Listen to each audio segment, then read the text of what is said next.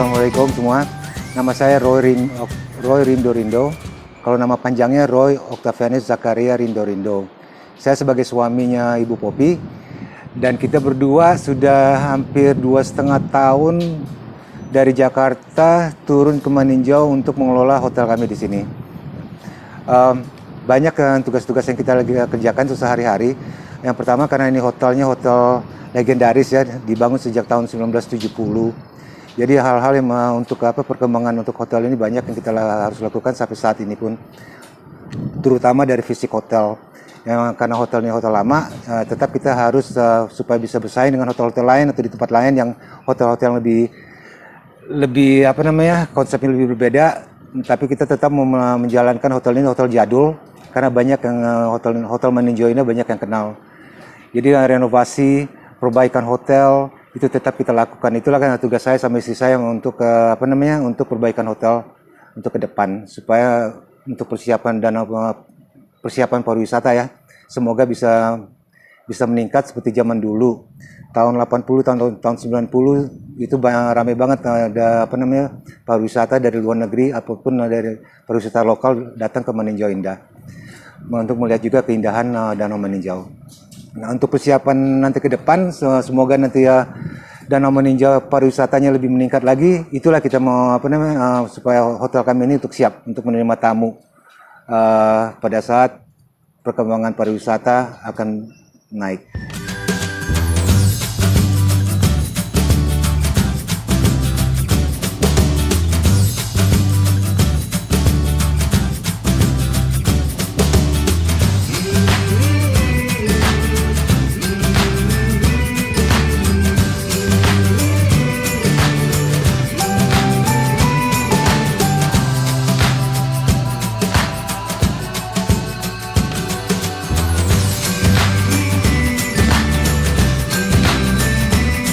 Hotel ini seperti tadi saya bilang itu dari tahun 1970 itu dibangun. Dan untuk kegiatan yang sebanyak yang dikenalin di tahun itu adalah kita dulu pernah yang banyak orang kenal adalah restoran terapung yang kita ada. Itu banyak tuh kalau zaman orang-orang zaman dulu. Mereka pada saat mereka ada hotel kami, mereka pasti ingat restoran terapung kita di mana, karena baru pertama restoran terapung yang ada di Sumatera Barat, mungkin di seluruh Indonesia di tahun 80-an ya, itu ada di situ ya. Dan banyak juga kegiatan-kegiatan kita buat water sport yang ada di zaman dulu. Nah, sekarang kita mau bangunkan lagi tuh water sport, tapi kita harus tunggu sampai danau sudah bersih. Kan beda banget ya Danau Maninjau ini zaman dulu. Karena daerah sini dulu dipanggil Telaga Biru. Kenapa dipanggil Telaga Biru? Itu di airnya sangat jernih banget ya, sampai bisa lihat sampai ke bawah gitu. Nah, semoga nanti ke depan itu akan balik lagi, pulih lagi danau.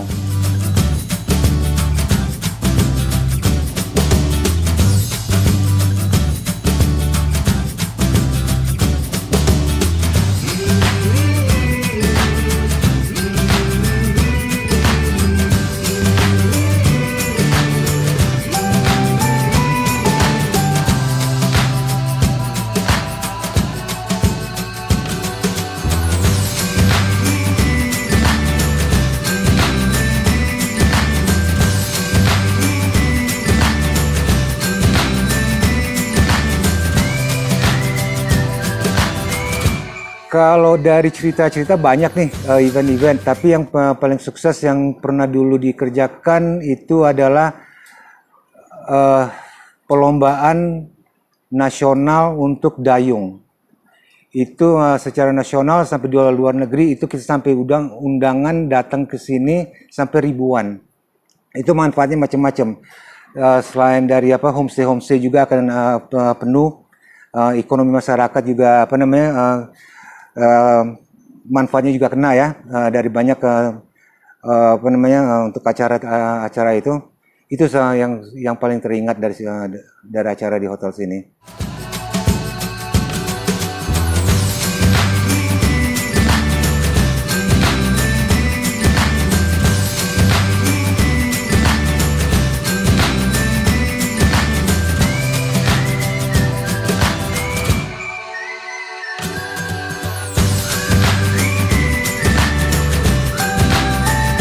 sampai saat ini hotel meninjau paling utama sebenarnya dari danau sendiri. Hotel ini nggak bisa, yang kita jual adalah alam, ya. Itu yang paling utama. Objek-objek wisata yang harus ada, yang itu sebenarnya tantangan yang kita lagi harapkan dari pemerintah. Karena tanpa ada objek wisata dibangun lagi seperti dulu, hotel pariwisata juga penuh untuk turun juga untuk apa gitu kan. Nah, yang tantang masalah yang untuk ini adalah mengenai dari danau. Banyak yang pasti sudah pernah dengar dari berita adalah dalam setahun itu bisa 2 sampai 3 kali itu ikan-ikan danau dari keramba itu mati dan dibuang juga, ada ikan-ikan mati dari keramba dibuang ke danau. Itu sampai terakhir yang kita dengar berita sampai berapa ribu ton ya, yang beberapa bulan yang lalu. Itu sebenarnya bukan berita lama, berita baru, tapi udah bertahun-tahun itu terjadi. Itu semuanya tantangan dari kita. Seperti kemarin, pada saat terjadi kemarin terakhir itu, banyak tamu akhirnya pulang karena baunya itu bukan main dari ke hotel tamu datang ke sini. Itu sebenarnya yang kita tantangan kita yang kita mau kerjasama, harapin dari pemerintah untuk buat dari keramba ini ya, untuk dikelola lebih baik lagi. Itu yang paling penting ya, tantangannya dari itu sih sebenarnya itu. Yang dari alamnya itu yang kita jual. Karena utama seperti kita yang hotel ini yang kita jual adalah pemandangan alam yang kita jual di sini kan di situ. Itu tujuan orang untuk datang turun ke danau meninjau di situ. Nah, balik lagi untuk pada saat corona, di awal-awal corona, saya sama istri saya memikirkan bagaimana supaya anak-anak milenial nih untuk supaya turun ke bawah, ya kan? Karena selama 2 tahun kita di sini, kita nanya orang-orang dari Padang, dari Bukit Tinggi, mereka jarang turun ke bawah. Karena kenapa? Mereka nggak ada tujuan. Untuk apa saya datang ke danau meninjau, ya kan? Di situ. Dan di saat itu juga banyak juga kafe-kafe, restoran lagi bangun ya, lagi bangun gitu. Nah, langsung dari situlah baru ada ide kita membangun satu kafe, ya kan, Palanta lah namanya. Kalau kafe kan semua orang menggunakan nama kafe ya di situ. Nah, kita menggunakan Palanta untuk orang bisa menyantai di sini, duduk sama-sama, dan ujung-ujungnya supaya menikmati danau meninjau. Nah, konsep Palanta kita bangun supaya itu lagi untuk menjawab adalah untuk apa saya ke sini. Nah, sekarang ada nih Palanta Bo, ya kan, kafe Palanta yang sepanjang hampir berapa 100 meter sampai ke ujung. Kafe yang terpanjang di tepi danau yang ada di danau meninjau. Nah, itu langsung booming. Karena pada saat dari corona itu selesai, mereka pada turun ngelihat, viral langsung dari Instagram. Banyak langsung mikir, oh saya ada tujuan ke danau meninjau. Nah, harapan kita dengan kita memulai satu tempat, itu sudah membuktikan kalau warga dari meninjau pun atau siapapun membangun satu objek, pasti orang-orang turun ke bawah untuk menikmatin kan di situ. Nah, selama ini kan ide-ide itu belum terbangun di sini, ya kan, masih banyak fokusnya ke Bukit Tinggi, masih di Padang kebangun. Nah, kita mau cobalah yang lain-lain ikut buka satu tempat yang orang bisa berkumpul, minum kopi ataupun makanan di situ tujuannya. Itu kita harapan kita dengan kita yang mulai di sini dengan Palantabo dengan membuktikan kalau ada sesuatu objek pasti orang turun. Nah, lucunya waktu pas pada saat booming kita kan tanya nih sama orang-orang yang datang ke sini. Hampir 75% itu mereka nggak tahu danau meninjau. Mereka pernah dengar, tapi mereka nggak mau turun. Ini mereka sampai kaget. Oh, ternyata ini ada danau meninjau begini bentuknya. Oh ya, indah banget gitu kan. Itu orang-orang dari Padang sama Bukit Tinggi loh. Ya, yang dari Bukit Tinggi kan turun ke bawah hanya berapa menit? 30 menit, 45 menit kalau naik mobil, gitu kan di situ. Nah, itu jadi pasar untuk mendorong orang milenial untuk turun ke bawah.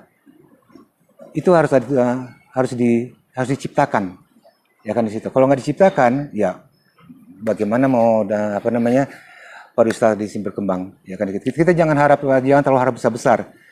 Orang luar negeri datang, kita pasar lokal aja udah cukup, ya kan di situ. Nah, situ banyak orang dari Palantabo, udah dari Pekanbaru, dari seluruh Sumatera Barat datang untuk melihat. Itu viralnya dari itu aja sih. Kita nggak ada iklan, dari Instagram aja.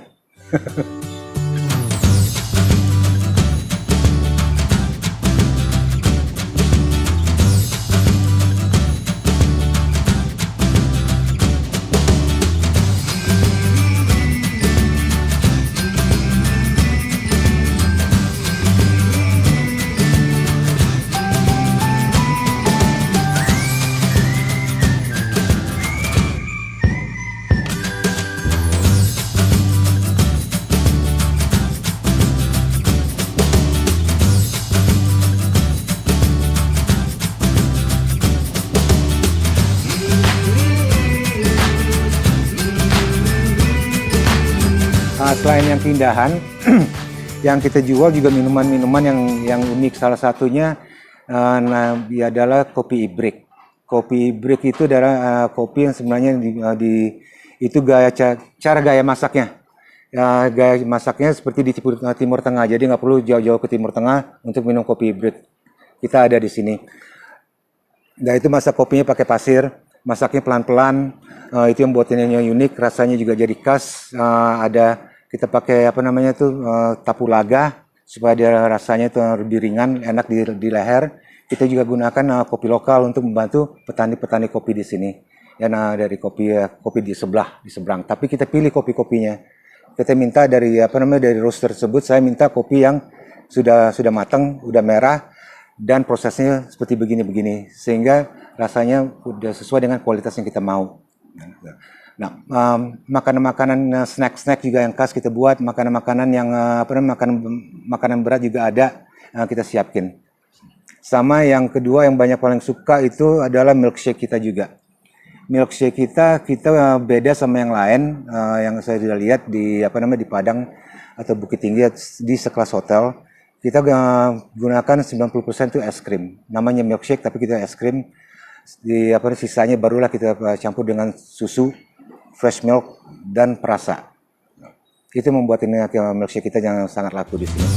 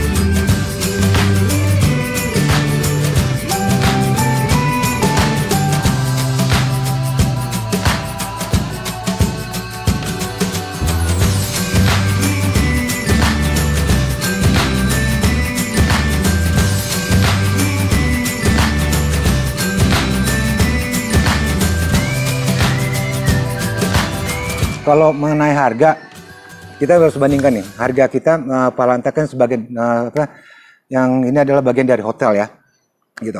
Kalau kita lihat dari satu sisi adalah kafe yang di hotel, ya kan? Di hotel di Padang kan ada kafe tersendiri, atau hotel yang kafe yang berdiri tersendiri, ya kan di situ. Nah, Palanta Bo adalah bagian dari hotel, pelayanan dari hotel. Ya kan, hanya kita buka sekarang saat ini untuk umum di situ. Kalau kita bandingkan harga kami dengan bandingan apple to apple ya, kafe yang ada di hotel, harga kita masih sangat terjangkau. Paling mahal minuman kita 25.000. Paling murah ada paling 12.000, 18.000 ada. Tinggal pilih aja, ya kan itu. Makanan juga sama.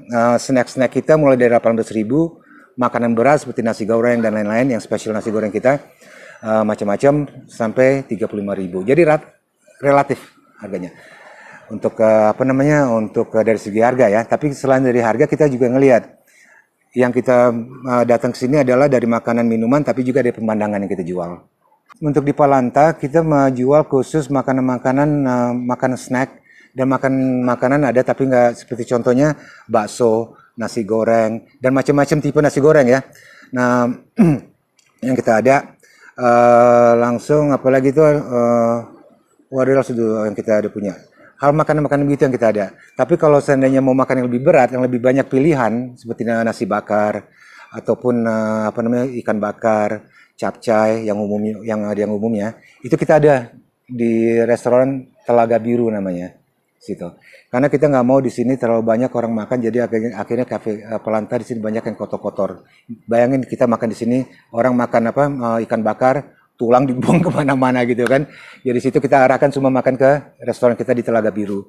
Nah, tapi kalau untuk makanan ringan, ya kita arahkan di sini.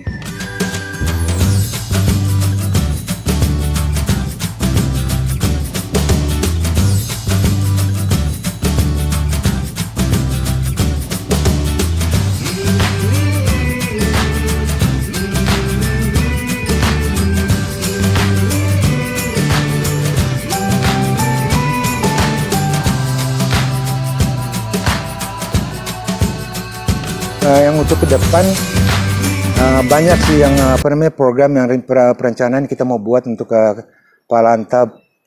Palantabo ataupun sama hotel.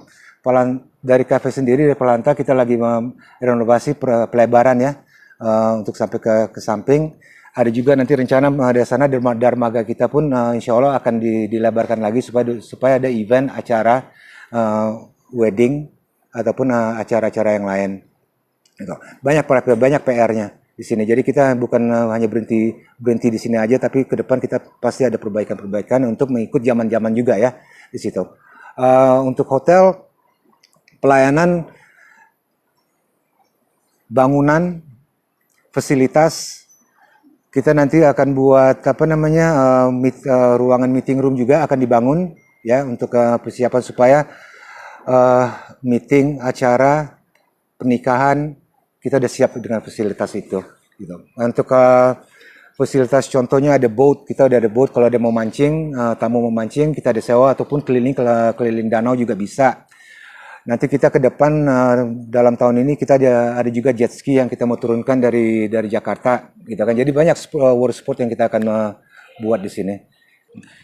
Kita sih sebenarnya harapan kita sih ini satu aja sih dari pemerintah ataupun dari masyarakat di sini ya, untuk bersama menjaga Danau Maninjau. Itu satu paling utama, gitu, karena itu yang kita jual dari danaunya.